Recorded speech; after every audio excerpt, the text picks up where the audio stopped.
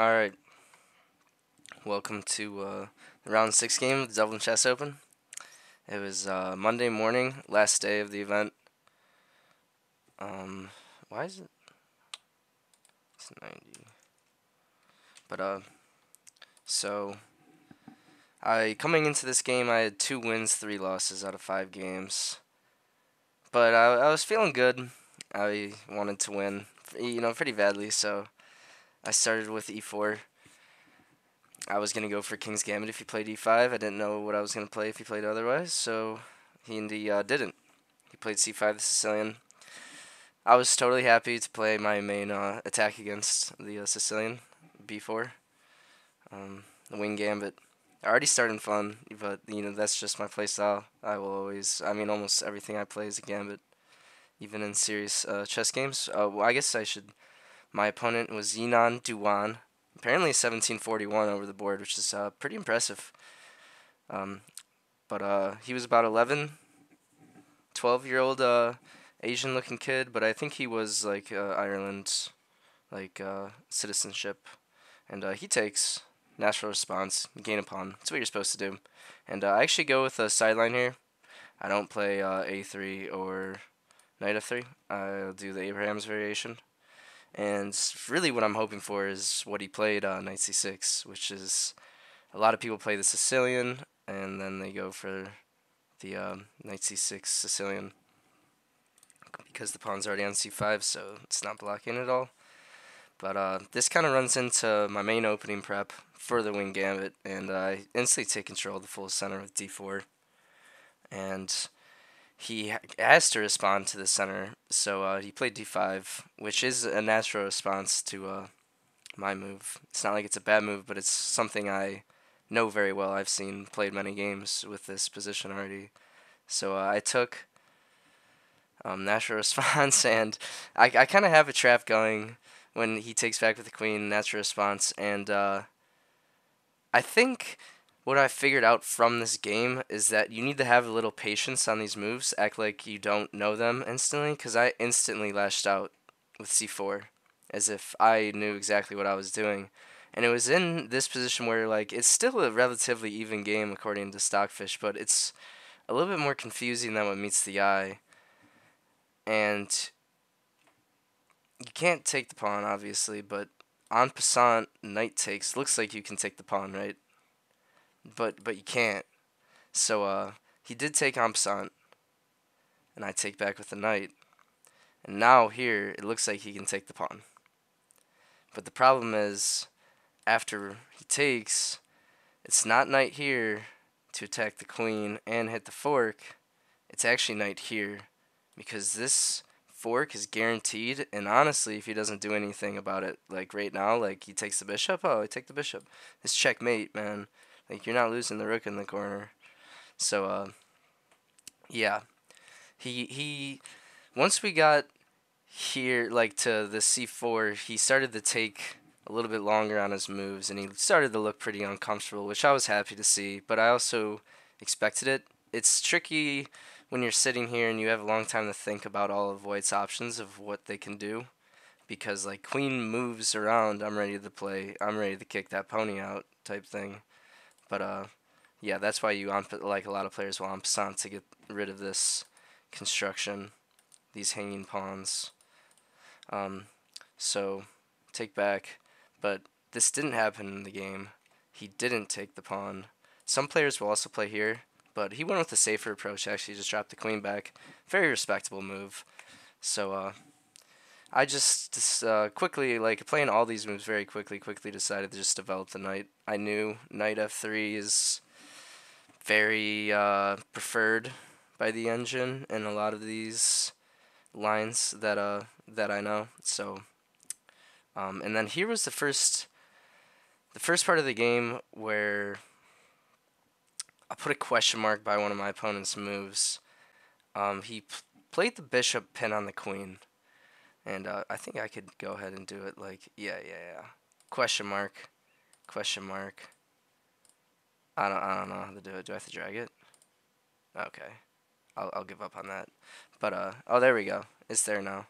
But Yeah, so it looks like a natural idea, pin the win type of thing, and even if let's say or I do a stupid move. Oh, kick him out. Takes baga ba ba.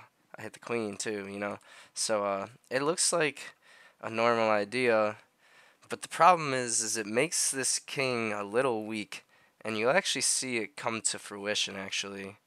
And I kind of thought for a while because I didn't want to. I knew like if I didn't punish him for this move, that like this bishop move would actually turn into his favor if I wasn't able to find a way to capitalize on it being a mistake type of thing. So I just pushed the pawn. Pretty simple. I mean, it's no longer a target. The knight can't jump in because I take. If you take, yeah, you can't take because the bishop comes alive, right? So like if takes, like even a move like this, well, you have to move the knight. And first of all, I could take back like this, and where's the knight going? Is it really going here? Cause like I'm about to hit, and like it's just dangerous, man. So he thought for a while, and like the knight doesn't really have a good place to go. If it goes here, it gets taken. If it goes here, Kajinga. You brought back, pick it up. Move here, pick it up. So, and it's the same problem here. I just babunga. So what it looks like is the knight has to drop back there because it can't go here, because that's what he played. And like this is the first thing I looked at. Like when I push, I was like, I push. What if he plays here? You can't play it because of tactics. But I'm sure if you're a strong player, you'll be able to see it. But yeah, the knight can't go there. So I imagine what was going through his head was that he started to realize he can't. He probably, this is probably his first thought. Can't play there. Ruled it out.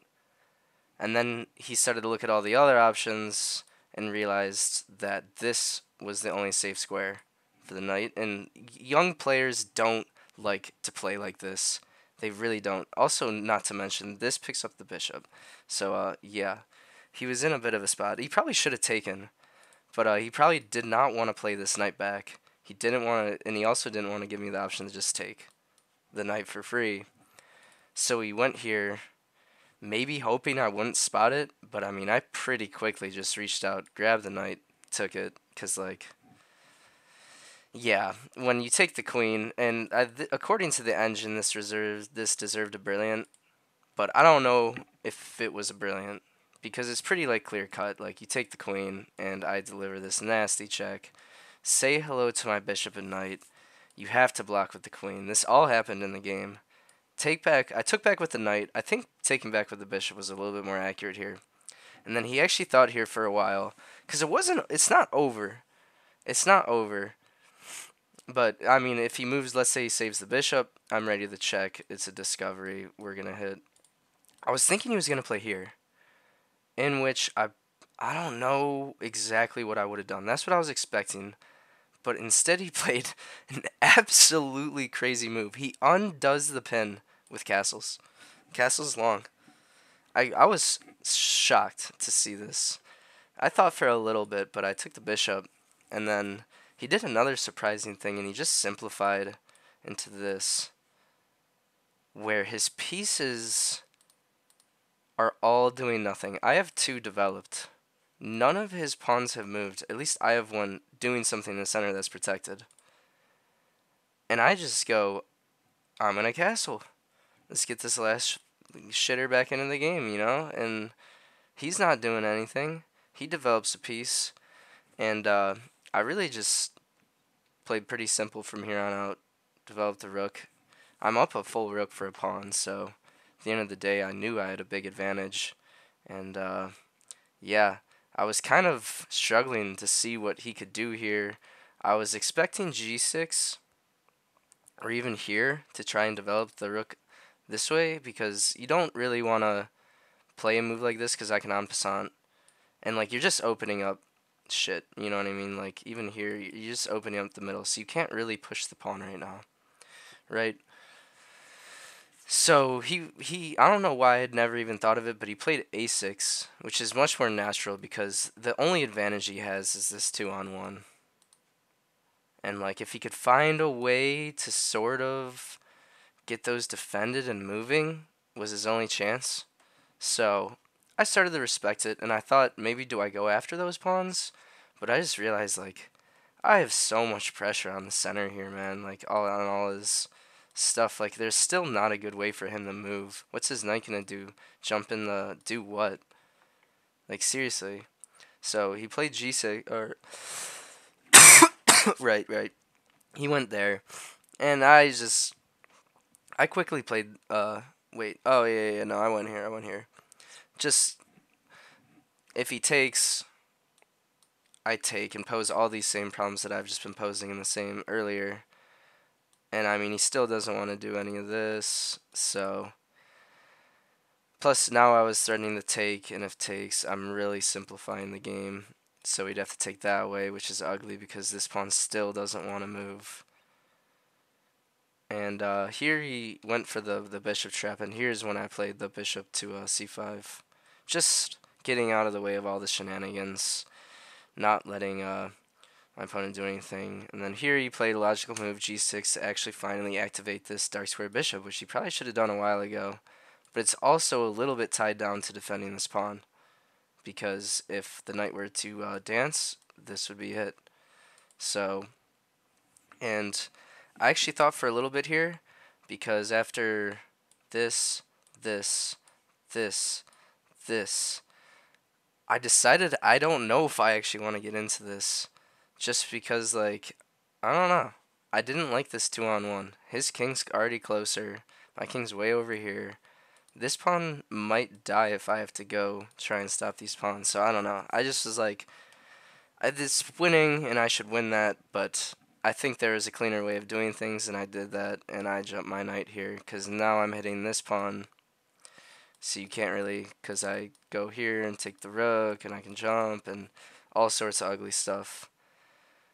And yeah, how do you defend the pawn? There's only one option, and I don't even think it's a good move, but it's what he played, king here. And yeah, you got a king just a sit and duck in the middle of the board. It literally these three pieces, it looks like they haven't moved, including those. Like oh, and yeah, I just put the cherry on top here with a move like d6, pinning. You can't take. Do you really want to push? That's a check. You know, like push, check. You really want to go here? Kazunga, man. You can't even, it's mate. Yeah, dude. So, like, what do you even do? You can't take. Play your king here? Really? Is that really what you want to do? It's queen. So, like, he just resigns. I mean, I don't blame him. I don't blame him. Maybe, I don't even know. I literally don't even know what he could have played, but yeah, that was the game. 1741 gets struck down by the unrated American. Fun game though. Um, so after this game, I was 3 wins, 3 losses going into the last round, and that was a fun one. I should make that video sometime soon, but yeah, this was a blast of a game. So hope you guys enjoyed that.